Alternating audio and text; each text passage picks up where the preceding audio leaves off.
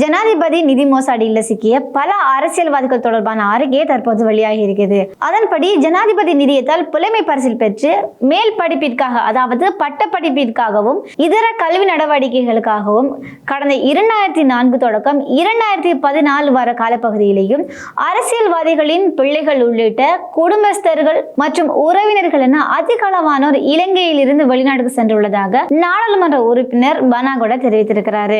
இன்று இடம்பெற்ற நாடாளுமன்ற அமர்வின் போதுதான் இந்த தகவலை அவர் வெளியிட்டிருக்கிறாரு.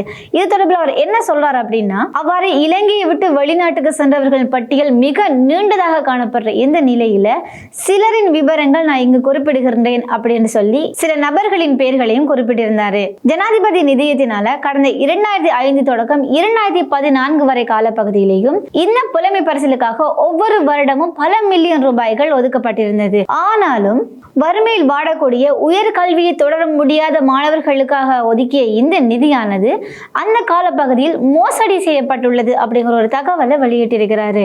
இந்த நிலையிலே இவ்வாறு பட்டப்படிப்பிற்காக வெளிநாட்டுக்கு சென்றவர்கள் நாடு திரும்பி உள்ளார்களா அப்படிங்கிற ஒரு கேள்வியையும் தற்போது எழுப்பியிருக்கிறாரு.